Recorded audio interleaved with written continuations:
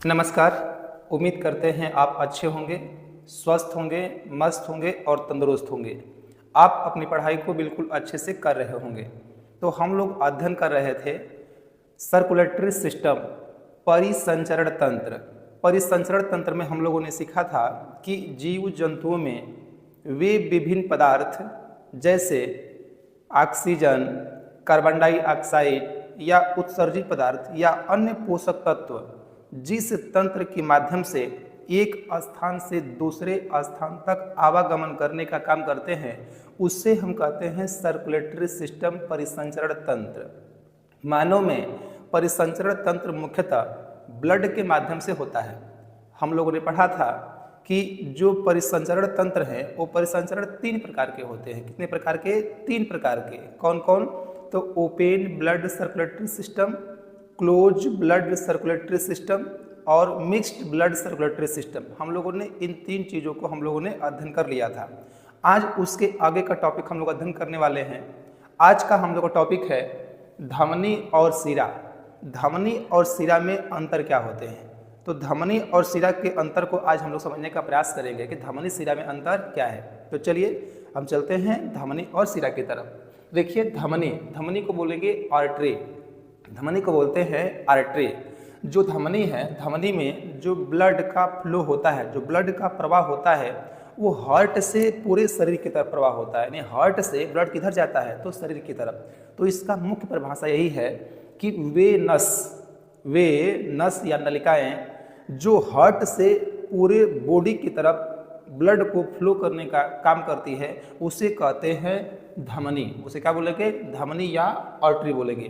तो वही लिखा है कि हार्ट से बॉडी की तरफ, हार्ट से बॉडी की तरफ, यानी हार्ट से ब्लड किधर जाएगा? पूरे बॉडी की तरफ चारों ओर फैल जाएगा, उसे कहते हैं धमनी बोलेंगे। क्या बोलेंगे? धमनी। तो पहला है कि हार्ट से धमनी की तरफ। याद करने का ट्रिक आप लोग तो इसको याद ही कर लेंगे आराम से। ध से धमनी और ध से धनी, ध से धमनी और ध से धनी। जो धनी लोग होते हैं वो काफ़ी कुछ स्वच्छ वगैरह रहते हैं, अच्छे खासे रहते हैं, तो उससे आप याद रख लेंगे। और जो इंग्लिश में भी है आर्टरी, आर्टरी मतलब ए मतलब ए ग्रेड, ए मतलब ए ग्रेड। तो जो व्यक्ति ए ग्रेड के होते हैं वो भी अच्छे होते हैं। ये कहने की चीज़ें हैं। धनी और ए ग्रेड जो गरीब लोग होते हैं वहाँ मान सम्मान ज़्यादा मिलता है। इसको आप अन्यथा न लेंगे, इसको हम ट्रिक के माध्यम से जैसे आप इसको सीख सके सिखाने का प्रयास कर रहे हैं। तो धनी और गरीब से यहाँ मतलब नहीं है, सब लोग अच्छे होते हैं। ठीक है। तो हार्ट मतलब हार्ट से बॉडी की तरफ ब्लड का फ्लो होना क्या कहलाएगा? तो धमनी कहलाएगा। ठीक है। जो इस धमनी में जो ब्लड का फ्लो होता है वो फ्लो तेज गति से होता है। ब्लड का फ्लो तेज होता है। ब्लड का फ्लो होता है 120 होता है इसका ब्लड का फ्लो। और जब 120 ब्लड का फ्लो होगा तो अगर ऊपर रहेगा तो शरीर के चमड़े को फाड़ करके बाहर निकल जाएगा। जब 120 की स्पीड में कुछ चीज़ आ जाएगी तो उसको ज़्यादा जगह चाहिए और अच्छे से उसको मोटा, उसको बिल्कुल आवरण चाहिए, नहीं तो ऊपर सतह पर रहेगा तो फाड़ के निकल जाएगा। तो जो ये ब्लड का जो प्रेशर होता है धमनी में वह 120 का स्पीड होता है। तो इसीलिए जब 120 का स्पीड होगा तो यह धमनी शरीर के अंदर गहराई में पाई जाती है। वही लिखे हैं कि गहराई में पाई जाती है क्या? धमनी। और इसमें वाल्व नहीं होता है। वाल्व मतलब कह सकते हैं दरवाज़ा।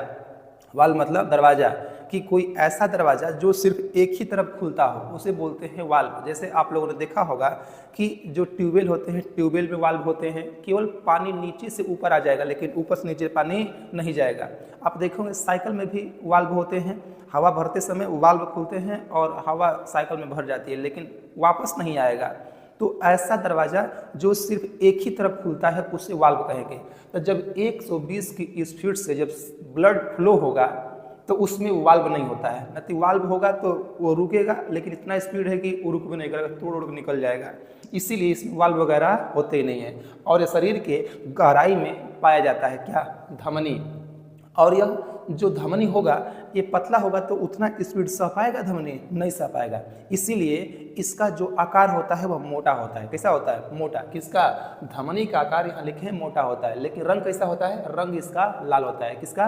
धमनी का। ठीक है। जो ये धमनी है, धमनी में शुद्ध रक्त बहता है। धमनी में शुद्ध रक्त, शुद्ध रक्त मतलब ये ना एकदम साफ रही, एकदम पानी मत, एकदम बिल्कुल उसमें सब कुछ दिखेगा। शुद्ध मतलब ये नहीं, शुद्ध मतलब ये कि उसमें ऑक्सीजन उसमें मिक्स रहेगा। जिस ब्लड में ऑक्सीजन मिक्स रहता है, ऑक्सीजन रहता है, उस ब्लड को बोलते हैं शुद्ध ब्लड बोलते हैं। क्या बोलते हैं? शुद्ध ब्लड बोलते हैं। तो धमनी में बताया था कि ध से धनी, ध से धमनी। तो धनी लोग कैसे होते हैं? शुद्ध होते हैं। तो धमनी में शुद्ध रक्त बहता है, धमनी में शुद्ध। अब शुद्ध क्यों होता है? तो क्योंकि उसमें ऑक्सीजन मिला होता है, इसीलिए वो ब्लड कैसा होता है? शुद्ध होता है। ठीक है। अपवाद में लोग लिखे पढ़ते हैं कि अपवाद में फुफ्फुस धमनी, फुफ्फुस धमनी, जो फुफ्फुस धमनी होती है, फुफ्फुस धमनी में अशुद्ध रक्त बहते हैं।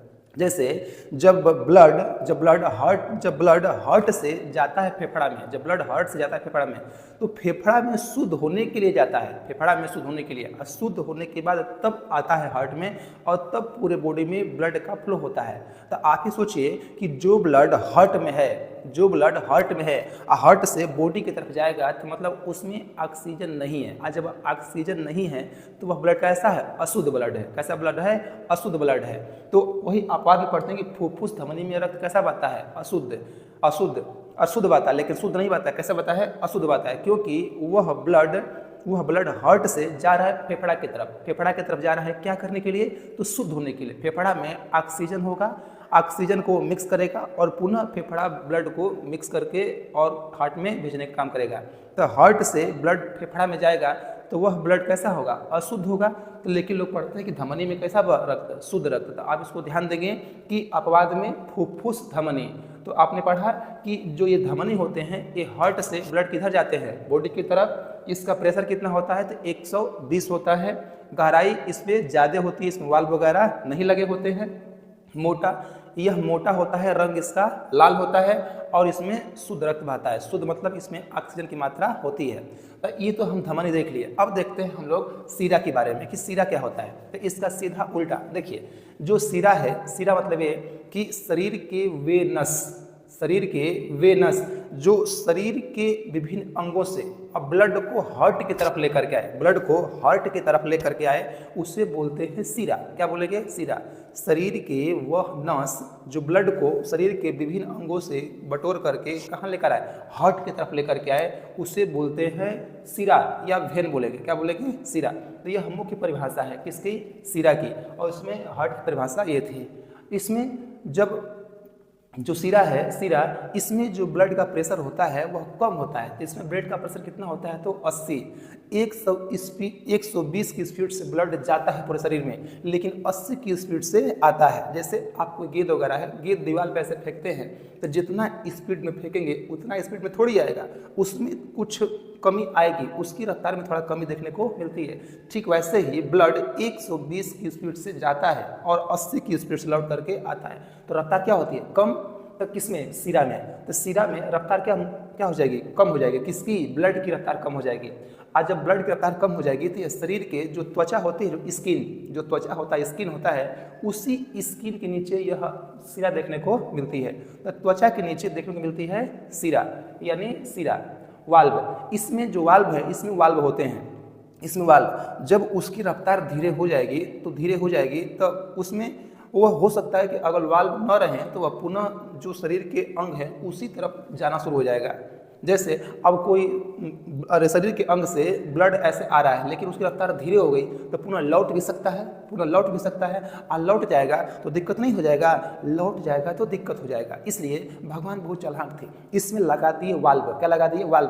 कि जब वाल्व रहेगा तो एक ही तरफ खुलेगा। देखिए ये वाल्व है, ये वाल्व। जब इसमें ब्लड का फ्लो होगा, ऐसे ब्लड का फ्लो होगा, नीचे से ऊपर से जाएगा तो नीचे नहीं आ पाएगा, नीचे नहीं।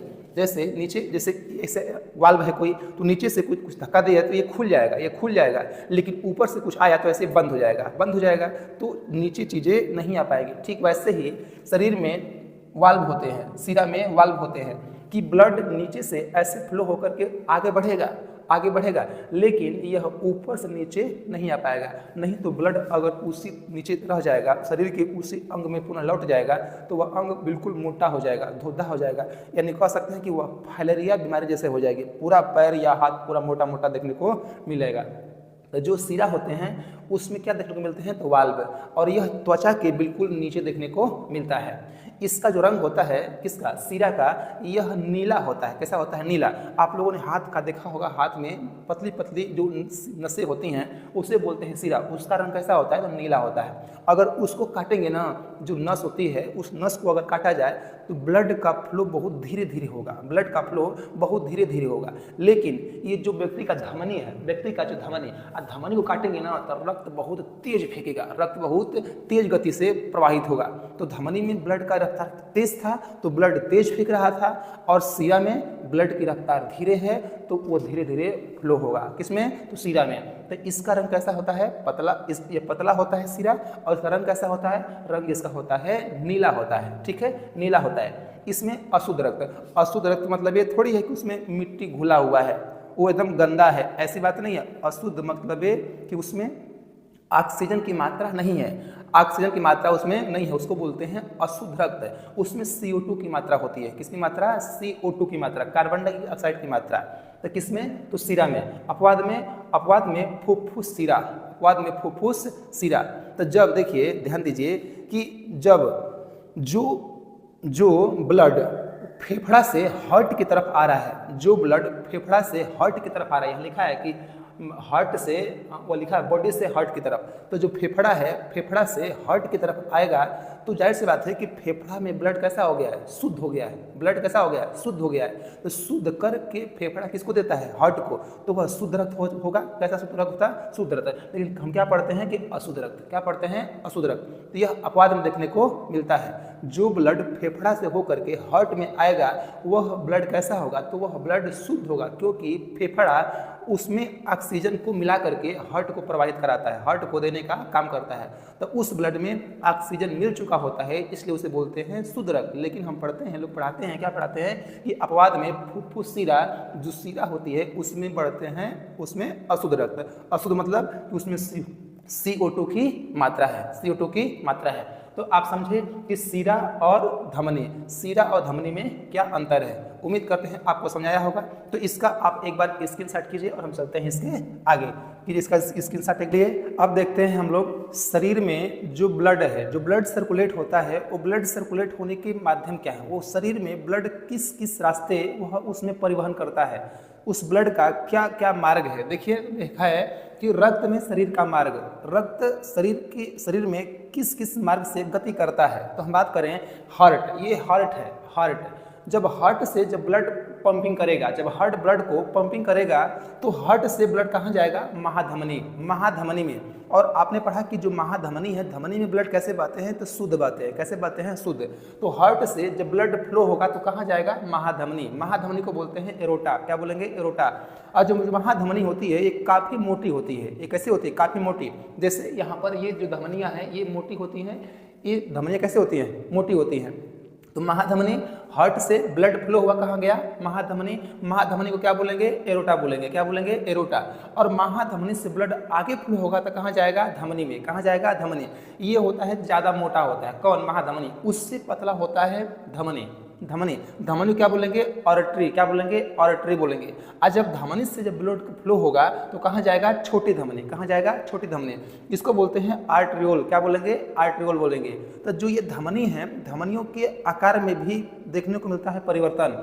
कोई मोटा होता है तो कोई छोटा होता है तो कोई पतला होता है। तो सबसे बड़ी धमनी को क्या बोलेंगे, महाधमनी। बड़ी और मोटी क्या बोलेंगे, महाधमनी। उससे जो छोटा होगा उसको बोलेंगे धमनी, और जो सबसे छोटा होगा उसको बोलते हैं छोटी धमनी। तो ब्लड जब हार्ट ब्लड को पंपिंग किया तो कहाँ गया, महाधमनी। फिर कहाँ जाएगा, तो धमनी में जाएगा। उसके बाद कहाँ जाएगा, तो छोटी धमनी में जाएगा। कहाँ जाएगा, छोटी धमनी में। इसके बाद जो छोटी धमनी है, छोटी धमनी से ब्लड जाएगा केशिका के यहाँ। कहाँ जाएगा, केशिका। जो केशिका है, केशिका मतलब होता है कि शरीर का वो अंतिम नस, जो पतली पतली संरचना होती है, जहाँ पर शुद्ध रक्त और अशुद्ध रक्त आपस में एक दूसरे से मिलते हैं, उसको बोलते हैं कैपिलरी यानी केशिका बोलते हैं। प्रश्न पूछता भी है कि शुद्ध रक्त और अशुद्ध रक्त देखने को कहाँ मिलते हैं, तो केशिका में। जैसे एग्जाम्पल के तौर पे जब व्यक्ति को चोट लगता है आंखों में, तो आंख बिल्कुल लाल सी हो जाती है, आंखों में पतले पतले नस सी आ जाती है, और उसी पतले नस को बोलते हैं कैपिलरी बोलते हैं, उसी को बोलते हैं केशिका। क्या बोलेंगे? केशिका। तो उस पतली नसों में ही ब्लड शुद्ध और अशुद्ध दोनों देखने को मिलते हैं। तो छोटी धमनी से ब्लड कहाँ जाएगा? केशिका। और केशिका कहाँ देखने को मिलता है? तो आंखों में देखने को मिलता है। जो आंखों में पतली पतली नसें होती हैं, उसी पतली पतली नसों को बोलते हैं कैपिलरी बोलेंगे या केशिका बोलेंगे। ठीक है। अब केशिका से जब ब्लड फ्लो होगा तब वहाँ से ब्लड कहाँ पर आएगा? तो छोटी सिरा में आएगा। कहाँ पर आएगा? छोटी सिरा। क्योंकि इधर से जो ब्लड आ रहा था वो तो शुद्ध था, वो तो शुद्ध था। अब अंतिम जब कोशिका कहाँ ब्लड पहुँच गया, तो कोशिका यानी कोशिका उसको कर ली ऑब्जर्व, और वहाँ माइटोकॉन्ड्रिया ऊर्जा बनाया। जब ऊर्जा बनाया तो वहाँ से CO2 निकला, और CO2 को ब्लड लेकर के आएगा। CO2 को ब्लड लेकर के आएगा। कहाँ? यहाँ CO2 लेकर के आ रहा है ब्लड, तो वो ब्लड कैसा हो गया? जिस ब्लड में CO2 की मात्रा होती है उसे बोलते हैं अशुद्ध रक्त। क्या बोलेंगे? अशुद्ध रक्त। और आपने अभी पढ़ा भी कि सिरा में ब्लड कैसा बहता है? तो अशुद्ध बहता है। कैसा बहता है? तो अशुद्ध। तो केशिका कहाँ, केशिका से ब्लड कहाँ आएगा? तो छोटी सिरा में। कहाँ आएगा? छोटी सिरा में आएगा। छोटी सिरा या छोटी होती है और पतली होती है, और इसके बाद ब्लड फ्लो होगा तो कहाँ आएगा? सिरा के पास। किसके पास आएगा? सिरा। इससे आकार में मोटा और बड़ा होती है। और सिरा के बाद, सिरा को बोलते हैं वेन्स, और छोटी सिरा को बोलते हैं वेनलेट। क्या बोलेंगे? वेनलेट ब्लड बोलेंगे। और यहाँ से सिरा के बाद जो ब्लड होगा कहाँ जाएगा? तो महाशिरा। इसको बोलते हैं भेना कावा। क्या बोलेंगे? भेना कावा। और पुनः महाशिरा से शरीर के जो ब्लड है वो कहाँ पहुँच जाएंगे? तो हार्ट में। और हार्ट पुनः उस जो ब्लड है उसको कहाँ पे देगा? फेफड़ा में।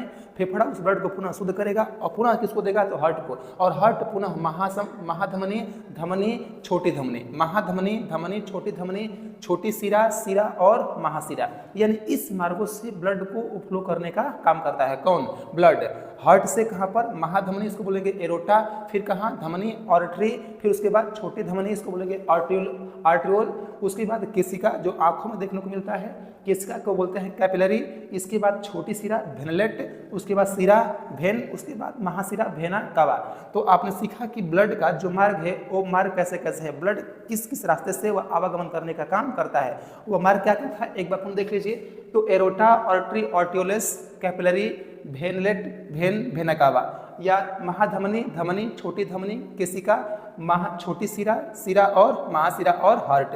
तो ये ब्लड के ये मार्ग थे। उम्मीद करते हैं आपको आज का सेशन जो ये ब्लड सर्कुलेटरी सिस्टम या परिसंचरण तंत्र है यह आपको समझ में आया होगा। जैसा भी है आपको कमेंट में आपको बताइएगा कि आपको यह वीडियो कैसे लगी। जाते जाते आपसे एक प्रश्न करते जाएंगे। आप बताइएगा कि जो समसूत्री विभाजन होता है वो कितने प्रकार से होता है, समसूत्री विभाजन कितने प्रकार से होता है और कौन कौन होते हैं। आप कमेंट बॉक्स में इसका प्रश्न का आंसर देने का काम जरूर कीजिएगा। मिलते हैं नेक्स्ट टाइम नेक्स्ट वीडियो में। आज के लिए इतना ही। नमस्कार, धन्यवाद।